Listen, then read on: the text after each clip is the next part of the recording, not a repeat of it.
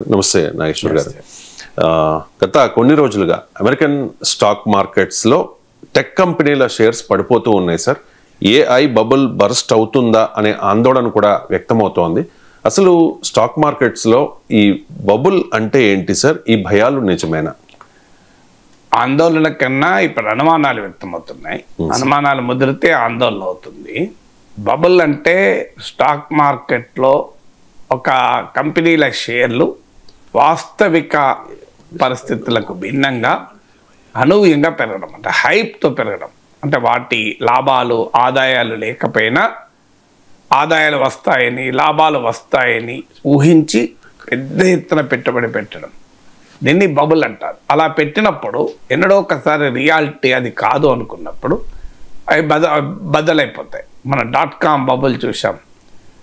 .com కంపెనీల పైన internet వచ్చిన మొదట్లో భారీ ఎత్తున పెట్టుబడులు పెట్టారు. సో ఒక దశ వచ్చే వరకు .com బబుల్ బర్స్ట్ అయింది. అలాగే మనకు గ్లోబల్ ఫైనాన్షియల్ క్రైసిస్కు దారి తీసిన 2008 ఆ ప్రాంతంలో హౌసింగ్ బబుల్ చూసాం. అమెరికాలో హౌసింగ్ ప్రైసెస్ విపరీతంగా పెరుగుతూ వచ్చాయి, కానీ అది అన్రియలిస్టిక్ పెరుగుదల. దాంతో ఒక్కసారిగా దెబ్బతిన్నాయి. అంటే అన్రియలిస్టిక్గా పెరిగినప్పుడు, హైప్తో పెరిగినప్పుడు ఏమవుతుందంటే ఏదో ఒక సమయంలో అది సస్టైన్ కాదు. రియల్ గ్రోత్ ఏమో సస్టైన్ అవుతుంది, ఇది ఆర్టిఫిషియల్ గ్రోత్ కనుక సస్టైన్ కాదు, అది బర్స్ట్ అవుతుంది. సో దాన్ని బబుల్ బర్స్ట్ అంటారు. ఇప్పుడు ఆర్టిఫిషియల్ ఇంటెలిజెన్స్ బబుల్ బర్స్ట్ అవుతుందా అనే చర్చ ఎందుకు జరుగుతుంది అంటే, గత కొంతకాలంగా మీరు అన్నట్లు గత 1 వీక్లోనే మీకు $820 బిలియన్ ఆఫ్ వాల్యూ కోల్పోయారు మీకు టెక్ కంపెనీలు. ఈవెన్ ఇవే కాదు, క్రిప్టో కంపెనీలు కూడా భారీగా నష్టపోతున్నాయి. సో ఇప్పుడు మీకు నిన్న కూడా చూస్తే మైక్రోసాఫ్ట్ 3% పడిపోయింది వాల్యూ. అలాగే అమెజాన్ 4% పడిపోయింది. మీకు ఎన్విడియా కూడా 3% పడిపోయింది. నార్మల్గా నిన్న ఎన్విడియా, మైక్రోసాఫ్ట్ అండ్ ఆంథ్రోపిక్ ఈ 3 కంపెనీలు కలిపి $30 బిలియన్ పార్ట్నర్షిప్ అనౌన్స్ చేసింది. సో $30 బిలియన్ పార్ట్నర్షిప్ అంటే మామూలు విషయం కాదు. దాంతో స్టాక్ మార్కెట్ బాగా పుంజుకోవాలి లెక్క ప్రకారం, కానీ పుంజుకోలే. కారణం ఏంటంటే ఫండ్ మేనేజర్సు, అంటే స్టాక్ మార్కెట్లో పెట్టుబడులు పెట్టేవారు, పెట్టుబడి పెట్టమని సలహాలు ఇచ్చేవారు, they are trying to redeploy అని. ఇప్పుడు అమెరికన్ స్టాక్ మార్కెట్లో చూస్తే ఏఐలో ఇన్వెస్ట్మెంట్ ఇది లాస్ట్ 6 monthsలో లోయెస్ట్ స్థాయిలో ఇన్వెస్ట్మెంట్. ఏఐ కంపెనీల నుంచి తీసి వారు హెల్త్ కేర్, బ్యాంకింగ్, ఇతర కంపెనీలు ఇన్వెస్ట్ చేస్తున్నారు. ఎందుకంటే ఈ ఏఐ బబుల్ బర్స్ట్ అవుతుందా అనేటువంటి అనుమానాల వల్లనే. మీకు తాజాగా బ్యాంక్ ఆఫ్ అమెరికా వాళ్ళు global fund managers 172 global fund మేనేజర్స్లో ప్రశ్న అడిగారు సర్వేలో, which is the biggest risk to the markets అని.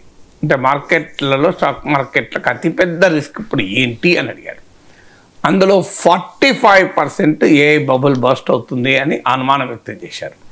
సో లాస్ట్ మంత్ అది 33% ఉండే. ఇప్పుడు ఈ మంత్ 45% వాళ్ళు ఏఐ బబుల్ బర్స్ట్ కావచ్చు అని. ఇప్పుడు సుందర్ పిచ్చయ్య స్టేట్మెంట్ కూడా వచ్చింది 2 days క్రితం. ఏఐ బబుల్ అంటూ బర్స్ట్ అయితే అన్ని కంపెనీలు దెబ్బతింటాయి, ఇంక్లూడింగ్ అవర్ కంపెనీ అన్నాడు.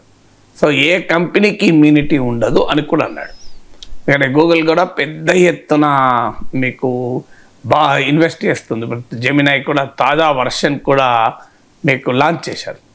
సో ఎందుకు జరుగుతుంది ఇది అంటే, పెద్ద ఎత్తున ఆర్టిఫిషియల్ ఇంటెలిజెన్స్ రంగంలో ఇన్వెస్ట్మెంట్స్ పెరిగిపోతున్నాయి. అంటే అనేక రూపాల్లో పెరిగిపోతున్నాయి. మీకు చిప్ కంపెనీస్లో పెరుగుతున్నది, infrastructure creation, data centres, chips, అలాగే మీకు క్లౌడ్ కంప్యూటింగ్లో పెరుగుతోంది. ఏ మోడల్స్ తయారు చేసే స్టార్టప్స్ కూడా పెరుగుతున్నాయి. కానీ మరి ఎందుకు ఈ అనుమానం వస్తుంది? దీనికి కారణం ఏంటి? నిజంగానే బబుల్ బర్స్ట్ అవుతుందా? బబుల్ బర్స్ట్ అవుతుందా అన్నదానికి ఎవరము ఖచ్చితంగా చెప్పలేము. కానీ బర్స్ట్ అయితే ఏమవుతుంది, బర్స్ట్ అయ్యటానికి అవకాశాలు ఏంటి అన్నప్పుడు, ఒకటి ప్రాఫిట్స్ కనుక ఆశించిన స్థాయిలో రాకపోతే, ఇప్పుడు ఎన్విడియా ఉంది, ఎన్విడియా భారీ ఎత్తున పెరుగుతుంది, $5 ట్రిలియన్ కంపెనీ అయింది. ఎన్విడియా షేర్లు చూస్తే మనకు ఆశ్చర్యం వేస్తుంది. ఎన్విడియా ఆర్టిఫిషియల్ ఇంటెలిజెన్స్ మోడల్స్కు లార్జ్ లాంగ్వేజ్ మోడల్స్ LLMsకు అవసరమైన చిప్స్ తయారు చేసే కంపెనీ. అంటే బేసిక్ ఇన్ఫ్రాస్ట్రక్చర్ ఎన్విడియా తయారు చేస్తుంది. సో ఎన్విడియా ఇది బిగ్ స్టోరీ. ఇప్పుడు ఇండియాస్ GDP $4 trillion అయితే ఎన్విడియా మార్కెట్ వాల్యుయేషన్ $5 trillion దాటిపోయింది.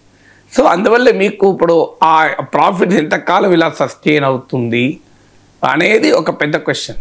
మీకు ఇప్పుడు OpenAI లాంటి కంపెనీ అయితే ఇప్పటికీ వాల్యుయేషన్ విపరీతంగా పెరుగుతుంది, కానీ దేర్ ఆర్ నో ప్రాఫిట్స్.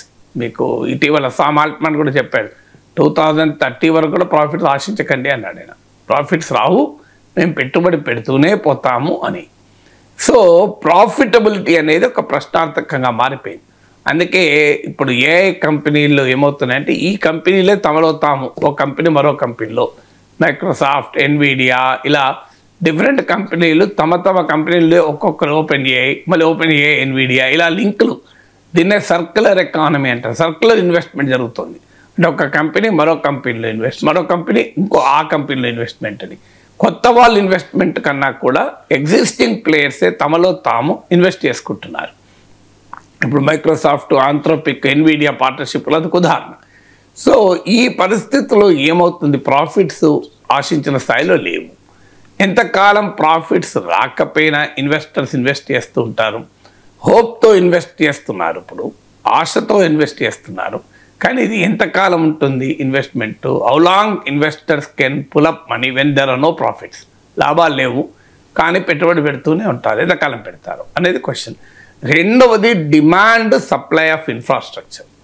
ఇవాళ ఇన్ఫ్రాస్ట్రక్చర్ పైన భారీ ఎత్తున ఇన్వెస్ట్ చేస్తున్నారు. ఇప్పుడు మనము వైజాగ్లో చూస్తే Google AI hub, Adani data centre, ఇప్పుడు తాజాగా రిలయన్స్ వాళ్ళు డేటా సెంటర్ పెడతామని, అలాగే చిప్ మ్యానుఫ్యాక్చరింగ్ పైన పెద్ద ఎత్తున ఇన్వెస్ట్మెంట్. ఇప్పుడు ఎన్విడియాకు పోటీగా చైనాలో సొంతగా చిప్స్ తయారు చేస్తున్నారు. ఇప్పుడు తాజాగా ఇండియా కూడా ఈ ఇయర్ ఎండింగ్లో తమ సొంత చిప్ లాంచ్ చేయబోతున్నారు. సో ఈ chips, data centres, electrical systems పెద్ద ఎత్తున వేసి పెడుతున్నారు. ఏం జరుగుతుంది ఇప్పుడు మీకు ఉదాహరణకు, మనము ఒక పెద్ద బిల్డింగ్ కడతాం కమర్షియల్గా రెంట్కి ఇవ్వచ్చు అని, ఒక భారీ ఎత్తున ఇన్వెస్ట్ చేసి కడతాం. దానికి తగ్గట్టు రెంట్ తీసుకున్న వాళ్ళు రాలేదనుకోండి, ఏమవుతుంది, మనకు తడిసి మొప్పడే నష్టాలు వస్తాం.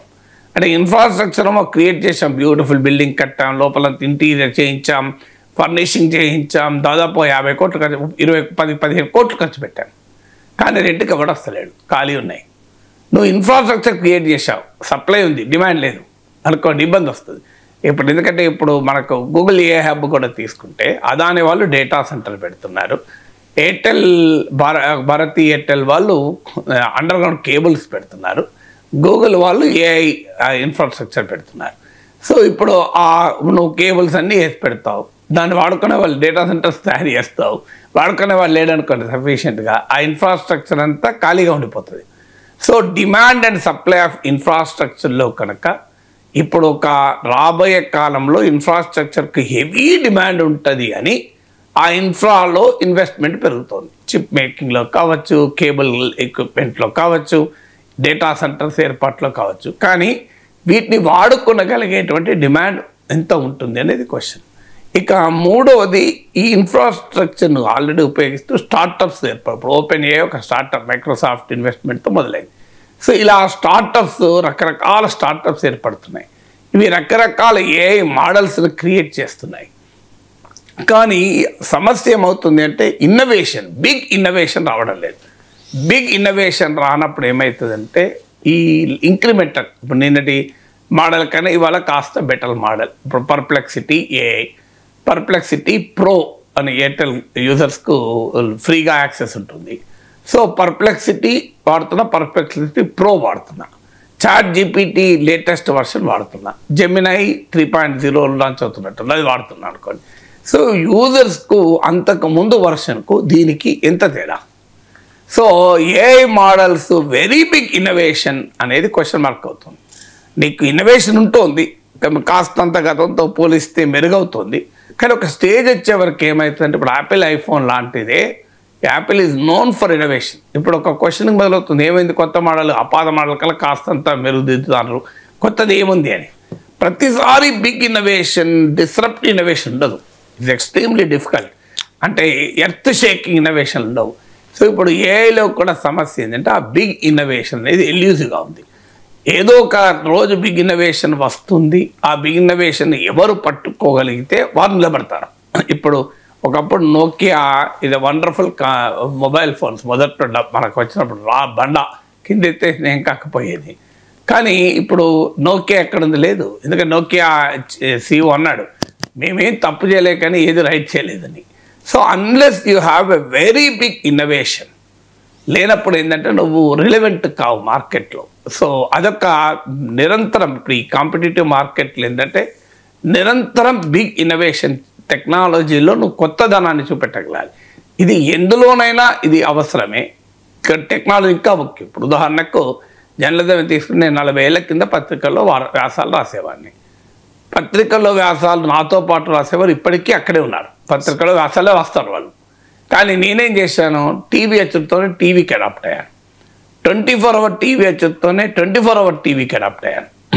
అంతకుముందు ఈ టీవీలో ప్రతిధ్వని ప్రోగ్రామ్స్, తర్వాత మీకు తేజ టీవీలో మార్నింగ్ తేజ వ్యూస్ ప్రోగ్రామ్ చేసేవాడిని, జెమినీ వ్యూస్, తేజ వ్యూస్. తర్వాత TV9 రావడంతో 24 గంటల స్క్రీన్ పైన కనబడ్డాను. ఇవాళ ఇంత తెలుగు టెలివిజన్లో ఈ స్థాయిలో పాపులారిటీ సంపాదించాను. తర్వాత ఇంటర్నెట్ వచ్చింది, వెంటనే ఒక వెబ్సైట్ పెట్టాను, వెబ్సైట్లకు రాయడం మొదలుపెట్టాను. కోర్స్ ఆ వెబ్సైట్ నడవలేదు, ఆపాను, బట్ వెబ్సైట్లకు రాయడం మొదలుపెట్టాను. తర్వాత యూట్యూబ్ వచ్చింది, యూట్యూబ్ ఛానల్ పెట్టుకున్నాను. So I'm relevant because I travel with the technology.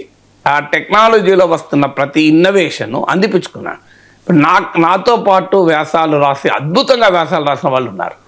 Unfortunately వాళ్ళు అక్కడే ఉన్నారు, వాళ్ళు ఇప్పటికీ వ్యాసాలు రాస్తున్నారు, కానీ వ్యాసాలు ఎవరు చదవడం లేదు. So they are not popular, they are capable but not popular. ఎందుకు? బికాజ్ వాళ్ళు టెక్నాలజీతో పాటు ట్రావెల్ చేయలేదు కనుక. సో అలా ట్రావెల్ చేయగలిగినప్పుడు మాత్రమే you will become very innovative. అందువల్ల ఆ ఇన్నోవేషన్ను అందుకోగలగాలి. ఆ ఇన్నోవేషన్ అందుకోగల తర్వాత బిగ్ ఇన్నోవేషన్ క్రియేట్ కావాలి. ఇప్పుడు ఇంటర్నెట్ ఒక షర్ట్ షేక్ ఇన్నోవేషన్. ఇప్పుడు ఇంటర్నెట్ కన్నా ముందు, ఇంటర్నెట్ తర్వాత ప్రపంచం మనం ఆలోచిస్తే ఆశ్చర్యం వేస్తాయి కదా. టెలివిజన్కు ముందు, టెలివిజన్ తర్వాత, ల్యాప్టాప్ ఇన్వెన్షన్కు ముందు, ల్యాప్టాప్ ఇన్వెన్షన్ తర్వాత, స్మార్ట్ ఫోన్ ఇన్వెన్షన్కు ముందు, స్మార్ట్ ఫోన్ ఇన్వెన్షన్ తర్వాత. మీకు ఆశ్చర్యం ఎత్తుంది, ఆర్టిఫిషియల్ ఇంటెలిజెన్స్ ఇన్వెన్షన్కు ముందు, ఆర్టిఫిషియల్ ఇంటెలిజెన్స్ ఇన్వెన్షన్ రాకముందు. You can't even imagine. ఇవన్నీ అంత అద్భుతంగా మార్చాయి. సో ప్రతి ఇన్నోవేషను అలా డిస్రప్టివ్గా ఉండాలి. కానీ ఏఐలో ఏమవుతుందంటే ఇంక్రిమెంటల్ అడిషన్స్ అవుతున్నాయి. ఒక మోడల్ కన్నా మరో మోడల్ కాస్త బెటర్గా ఉంటుంది, కొత్త ఫీచర్స్ ఉంటున్నాయి, కానీ ఇలా డిస్రప్టివ్ ఇన్నోవేషన్ ఉండడం లేదు. అందువల్ల ఈ డిస్రప్టివ్ ఇన్నోవేషన్ ఎప్పుడో ఒకసారి వస్తుంది, ఏ కంపెనీకి వస్తుందో తెలియదు, కానీ అన్ని కంపెనీలు పెట్టుబడులు పెడుతున్నాయి. They don't want to miss, అంటే ఫోమో అంటారు, ఫియర్ ఆఫ్ మిస్సింగ్ అవుట్ అని. ఆ ఫోమో వల్ల అన్ని కంపెనీలు ఇన్వెస్ట్ చేస్తున్నాయి. ఏమో రేపు ఏదో గ్రేట్ ఇన్నోవేషన్ వచ్చిందనుకోండి, నేను వెనకే పడతాను కదా అని. సో అందువల్ల ఆ FOMO, fear of missing out వల్ల పెద్ద ఎత్తున ఇన్వెస్ట్ చేస్తున్నాయి. కానీ ఇది ఎంతకాలం సస్టైనబుల్ క్వశ్చన్. అందువల్ల ఈ ఫ్యాక్టర్స్ అంటే ప్రాఫిట్స్ ఆశించిన స్థాయిలో లేనప్పుడు ఎంతకాలం పెట్టుబడి పెడుతూ ఉంటారు అన్నది ఒక పాయింట్. డిమాండ్ లేనప్పుడు నువ్వు సప్లై ఆఫ్ ఇన్ఫ్రాస్ట్రక్చర్ క్రియేట్ చేస్తూ పోతే, మూడోది బిగ్ ఇన్నోవేషన్ అనేది కనబడినప్పుడు ఎక్కడో ఒక చోట బబుల్ బర్స్ట్ అయ్యే ప్రమాదం ఉంటుంది. కానీ బబుల్ బర్స్ట్ అయినా అందరూ చెప్పేది, సుందర్ పిచాయ్ చెప్పినా, సామ్ ఆల్ట్మన్ చెప్పినా, వేరే వాళ్ళు ఎవరు చెప్పినా, ఈ బబుల్లో 2 రకాల బర్స్ట్ ఉంటుంది. ఒకటి investment bubble and technology bubble. Investment bubble burst అయితే బర్స్ట్ కావచ్చు, కానీ టెక్నాలజీ బబుల్ బర్స్ట్ కాదు. .com కంపెనీస్ కూడా తీసుకుంటే, ఇంటర్నెట్ ఎకానమీ తీసుకుంటే ఇన్వెస్ట్మెంట్ బబుల్ బర్స్ట్ ఉంది, టెక్నాలజీ బబుల్ బర్స్ట్ కాలే. Still the technology is there. రేపు ఏ బబుల్ బర్స్ట్ అయినా ఫైనాన్షియల్ బబుల్ బర్స్ట్ అవుతుంది, ఇన్వెస్ట్మెంట్ బబుల్ బర్స్ట్ అయితే తప్ప టెక్నాలజీ బబుల్ బర్స్ట్ కాదు. అంటే అర్థం ఏంటి? భారీ ఎత్తున ఆశించి పెట్టుబడి పెట్టిన వాళ్ళు నష్టాలు పోతారు, కానీ టెక్నాలజీ డెవలప్మెంట్ అయితే ఎంతో కొంత జరుగుతుంది. అది ఎంతో కొంత కాదు, మానవాళి పైన భారీ ప్రభావం చూపేటువంటి సాంకేతిక పరిజ్ఞానం డెవలప్ అవుతుంది. సాంకేతిక పరిజ్ఞానం డెవలప్ అయినంత మాత్రం డబ్బులు రావాలని లేదు, కానీ డెవలప్ అయితే అవుతుంది. అందువల్ల ఒకవేళ బబుల్ బర్స్ట్ అయినా స్టిల్ ఈ ఏఐ బబుల్ వల్ల ఎకానమీకి, సొసైటీకి చాలా సిగ్నిఫికెంట్ ప్రయోజనమే దక్కుతుంది. అది ఏమీ వేస్ట్ అయితే కాదు. అఫ్కోర్స్ ఈ ప్రాసెస్లో కొన్ని కంపెనీలు నష్టపోవచ్చు, మార్కెటే నష్టపోవచ్చు. ఇప్పుడు అమెరికన్ స్టాక్ మార్కెట్లో S&P 500 అంటారు, టాప్ 500 కంపెనీస్ చూస్తే అందులో వాటి పెరుగుదల వెనకాల గత కొంతకాలంగా ప్రధానంగా ఉన్నది ఏఐ కంపెనీలే. అందువల్ల ఎప్పుడైతే ఏఐ కంపెనీలు నష్టపోతాయి, ఏఐలో బబుల్ బస్ట్ అయితే ఆటోమేటిక్గా స్టాక్ మార్కెట్లు దెబ్బతింటాయి. But that is only a financial bubble bust అయితే, ఇన్వెస్ట్మెంట్ బబుల్ బస్ట్ అయితే తప్ప టెక్నాలజీ బబుల్ అయితే బస్ట్ కాదు.